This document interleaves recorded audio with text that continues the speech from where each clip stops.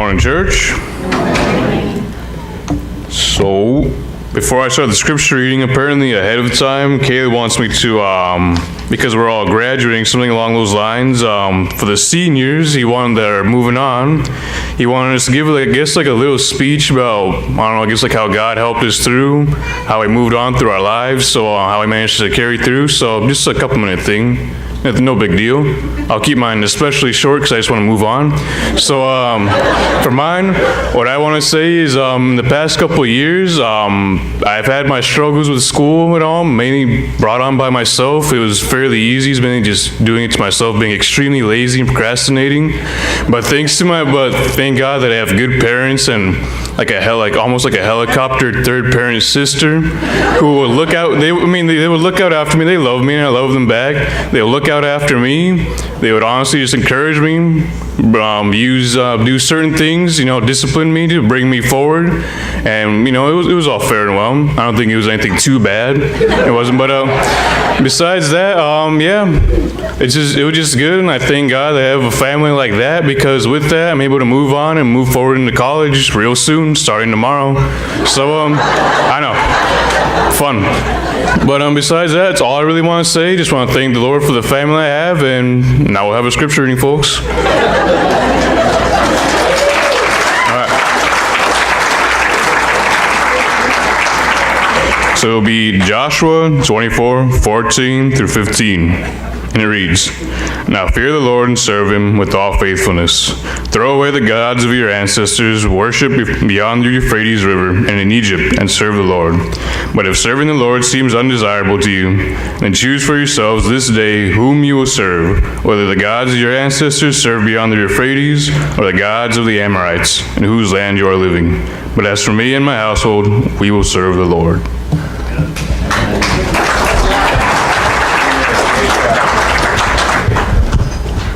Good morning, church. Good morning. I'll be remiss if I didn't ask Jack Brennan to come up, because we have another graduating senior, class of 2019. And he has some words of encouragement for us all as well. First off, I want to say just thank you to everyone who, you guys have all really been there along just the way in my life and stuff, and I really appreciate all of you. You guys are like a family away from my family, and I really appreciate all of you. All of you have watched me grow up, and some of you have, even taught me when I was younger, calling myself Wacky Jack and stuff like that when I was knee-high to a grasshopper. But I really want to thank all of you. Thank you, Mom and Dad, and Evan, and you guys have really steered me the right way, and I love coming here, seeing you guys again every morning or every Sunday, and coming back and just always finding another light in my day for the week that really lasts long. And I thank you all. Thank you.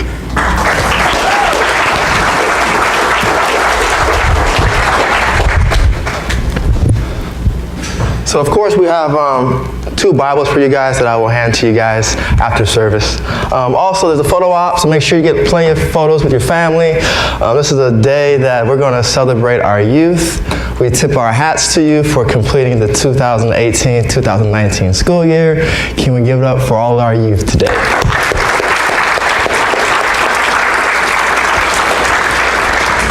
And so, congrats, grad. Moving on. Choose this day whom ye will serve. But as for me and my household, we will serve the Lord. One of my favorite passages in Scripture. We're looking at the book of Joshua today, his final chapter, and these words that he has for us are very dear and very important for our lives today. How many of you guys like to watch movies? Movie watchers? Today we're going to explore the book of Joshua as a movie. I would call it an action thriller movie. And what Joshua does here in his final chapter is he extends us a very important invitation. And it's simple. He asks us to choose. As adults, how many of you like options? Indecisive? Options are good. Children, cash. How many choices do you make a day without the help of myself or your mother? 1, 2, a lot? A lot, yeah. Choices are important, and the freedom to make those choices is just as important. Today we're going to look at the ultimate choice, choosing to serve the Lord, choosing to serve the gods of our parents, or choosing to serve whatever God we want to create today. I got this idea of Joshua becoming a movie actually from a podcast that I heard earlier this week. I don't really listen to podcasts too often, but every now and then my wife will make me listen to something that is good. And this was actually pretty good. And it was a podcast from Oprah Winfrey's Soulful Sunday. And she had a featured guest. His name was Devon Franklin, and he's a Hollywood producer. He shared the idea of our life as a movie with God as the director, and guess what? You are the stars. And it made me think about that, about our lives. And you know the movie phases, there's different stages in creating a movie. It comes with a vision, then there's a production stage, a development stage that could take years and years. And then there's actually the filming and the casting of the movie. In addition to that, you have various movies that have sequels. For many of our children, I would say that many of them are today in the developmental stage, in the production stage. For some of our older members, we are now in the filming stage. And some of our really older members, you got part 2, part 3, part 4.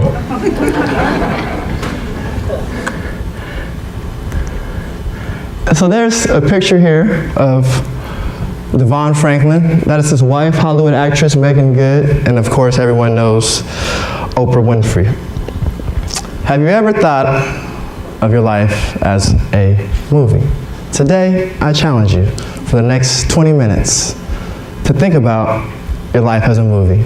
Not how the movie's going to end, or what you want the movie to be, but today as your life currently is, with the God of your parents, the God maybe you're serving today, or is it the Lord you're serving?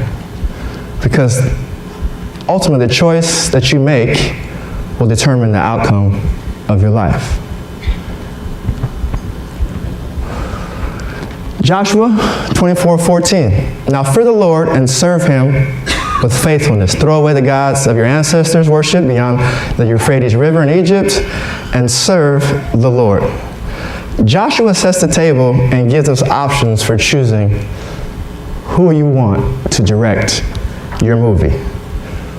Again, the one you choose will ultimately set the course of your life.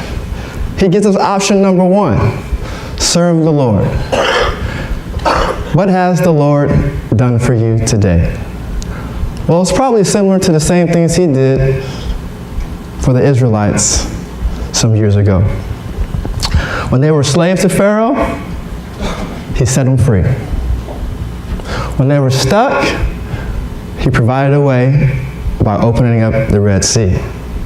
When they were hungry, he provided manna from heaven. And when they were thirsty, he provided water from a rock. What has the Lord done for you? I can sit here and tell you, I don't have enough time to tell you what he's done for me. But that is the reason why we need to tell our kids about God. There's nothing good about me. Everything good in me comes from above. My love comes from God. My ability to serve and energy definitely doesn't come from, I'm so tired right now. It comes from God. My ability to just keep going and keep pushing through comes from God, and probably the fact that my parents named me Caleb Joshua. But we all have the ability to have the same director of our movies so that all of us can fulfill our roles in God's kingdom and be the stars and heroes that He's calling us to be. He says, but if serving the Lord seems undesirable to you, then choose for yourself this day whom you will serve, whether the gods of your ancestors served beyond the Euphrates or the gods of the Amorites in whose land you are living. But as for me and my household, we will serve the Lord. He provides option number 2. Serve the gods of your ancestors, the gods of your parents. Basically, whatever lifestyle you see your parents living, whatever they're doing outside of the Lord is typically their God. It's not that difficult. If you look back into the history of the Chaldeans and the gods that they erected, basically they had a God for every single thing. And it's very similar today. We do the same things with social media, the news, wherever you spend your time, your money, your energy, that is your God. Remember, the God you choose will set the course of your life. So there you have it. Life is all about choices. Let's take a moment for a pause. If your life was a movie, what would the title be? What stage of production are you in? Developmental, production, filming? Are you making a sequel? During my college years, I actually was fortunate enough to have the opportunity to be in a movie. Kids, graduates, some time ago when I was your age, I had 2 dreams: to play in the NBA or be a movie star. Well, I got close to the NBA, and I also got close to being a star. I was featured in this movie, Coach Carter, back in 2003. As a college student, I would spend my weekends traveling to Long Beach where the filming was. I would spend from 6 a.m. till midnight on the set, in the green room, eating all the snacks and candy and food. It was just amazing. I'm surprised I didn't gain 20 pounds. But during my time there, I was behind the scenes of what I thought a career path I wanted to take.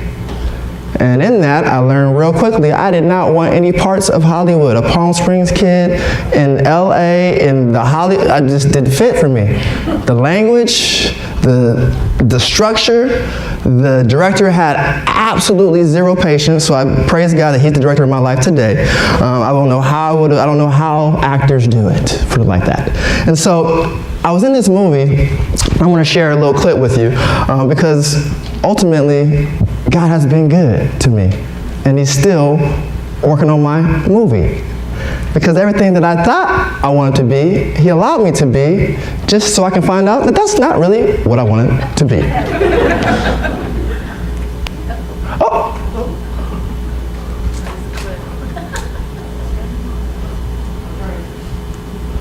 When I hit it one more time, it...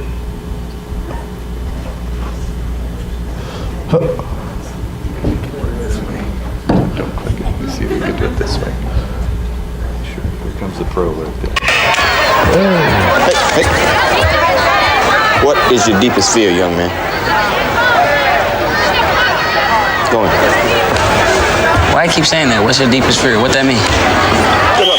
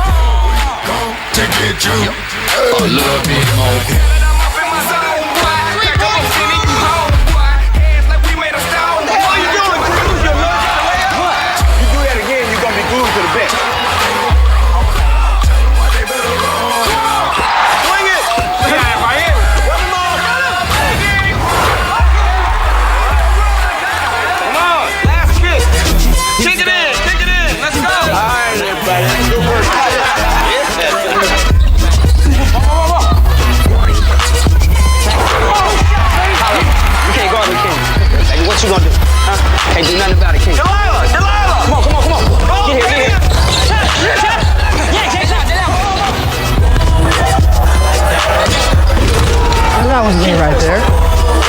Smile. Get here, Alex!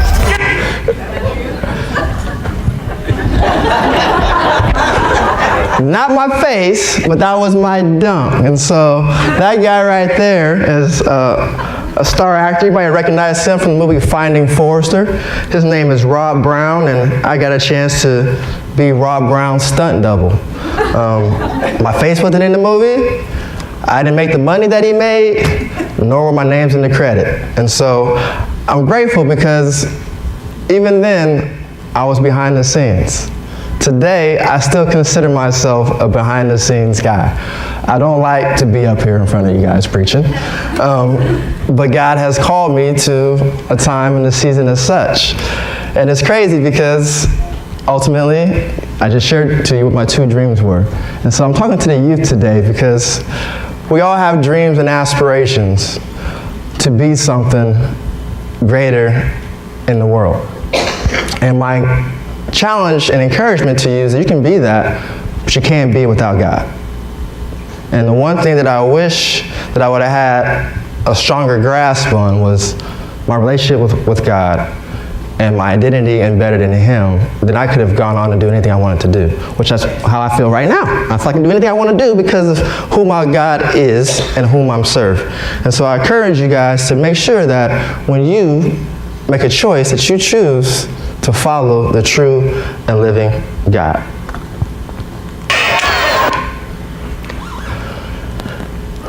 The Lord is always communicating with His servants. We have in Joshua chapter 1, this is a very powerful chapter because if you look and turn the page to the page before, you find the end of Deuteronomy where Moses dies and God's words to him is, "You will not enter the promised land." But good job though.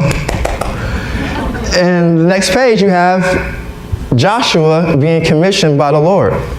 And he tells them 3 times, Joshua 1, 6 through 9, "Be strong and courageous because you will lead these people to inherit the land I swore to their ancestors to give them. Be strong and very courageous. Be careful to obey the law my servant Moses gave you. Do not turn from it to the left, to the right, to the left, that you may be successful wherever you go. Keep this book of law always on your lips. Meditate on it day and night so that you may be careful to do everything written in it. Then you'll be prosperous and successful. Have I not commanded you? Be strong and courageous.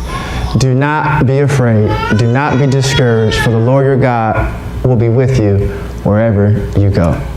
For the Lord your God will be with you wherever you go. Is that a true statement? Yes. If that is a true statement, answer me this question, church.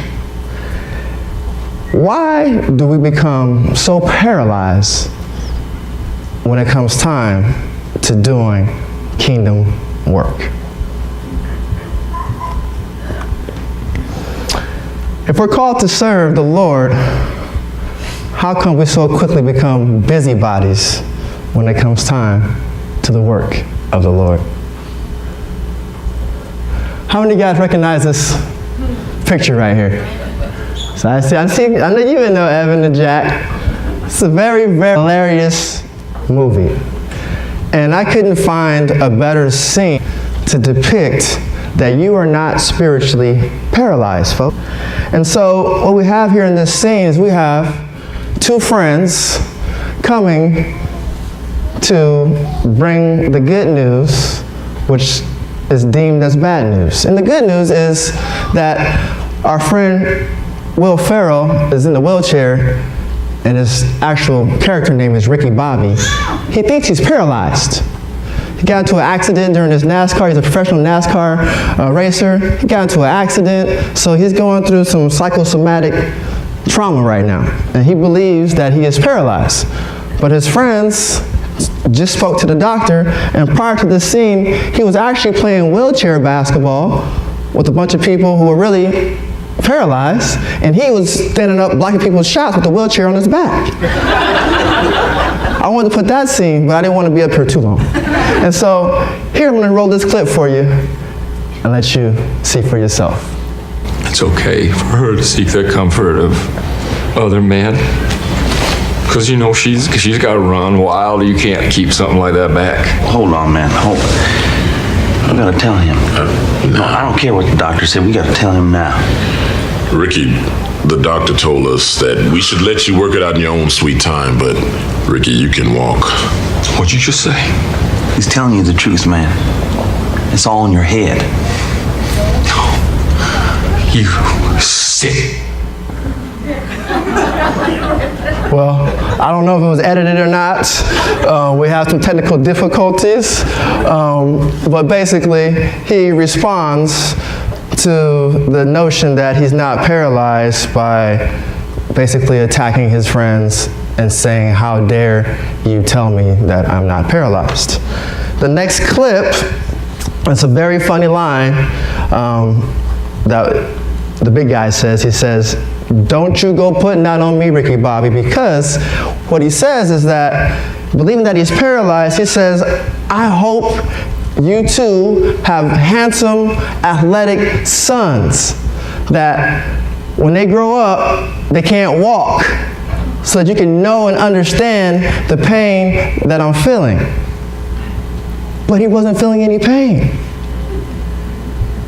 And so I use that because the same applies to us when we serve. When you serve, this morning I came in and I did not know, I kind of had an idea that things probably weren't going to work because the devil's a lie and he's always getting into stuff.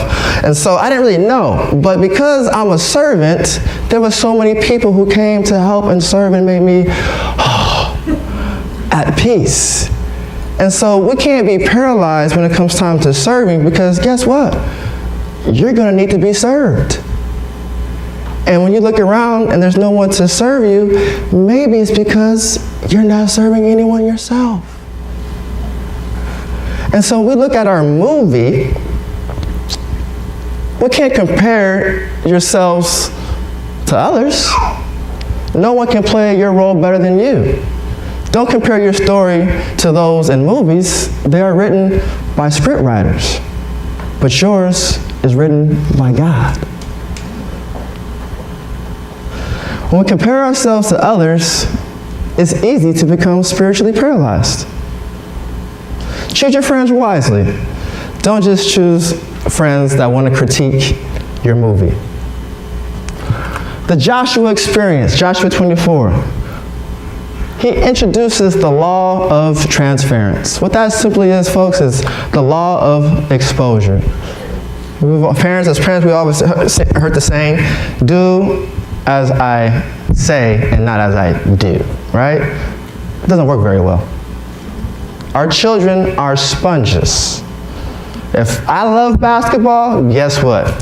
That guy right there, you already know what he loves, basketball. But more importantly, my love for the Lord is so great that I'm seeing the affirmation in my kids. I don't get a lot of praise and high fives or hugs, but there are things I see in my house, there are things I see in my kids, there are things I see in their friendships that remind me that I am raising godly kids. And it's important because I tell my kids every day, it's not me, it's God. It's not me, it's God. And I want them to understand when they have success that it's not them, but it's God working in them. I also have 2 girls. Pray for me, y'all. I got an amazing wife, right? She likes to get her nails done, her hair done, all these things. So if mama likes it, guess what? Guess who else likes it?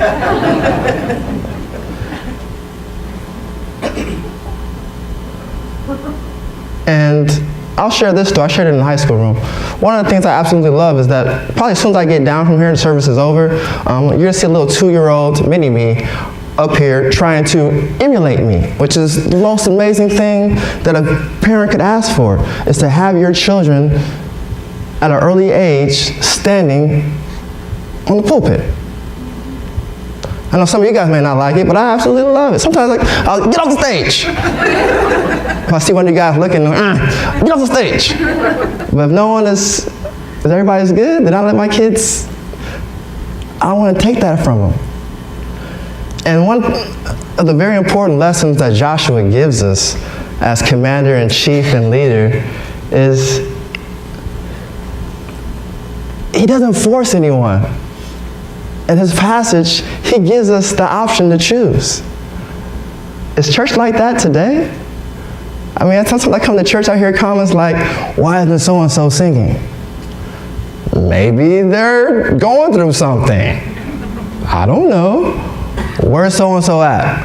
Maybe they're sick. I don't know.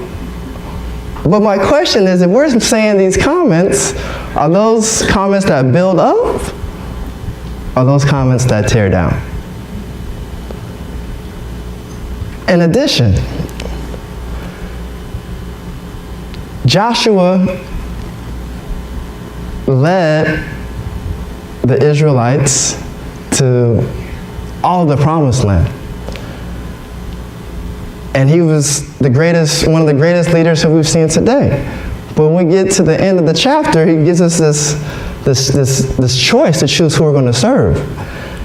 And we turn the page again to the book of Judges, we recognize that as great as the leader Joshua was, when he was with Moses, Moses was his mentor. When Joshua was going and seizing the land and doing the will of the Lord, I don't know that he had time to mentor anyone. Or maybe it was God's plan for him to continue to lead the Israelites, to continue to fight the battles, not worrying about discipling, because for a short period of time, the Israelites would go back into not having a leader. And primarily because, I don't know, the people were servants. Think about the people who followed Jesus, the 5,000. How many of them actually stayed and took the gospel and became a part of God's kingdom and part of God's family? And the same is for us today. We sit here today, many of us come to church, but what do we do the rest of the week? How are we investing in people? How are you telling your story? What are you saying about what God has done in your life? What does your life have that an unbeliever needs?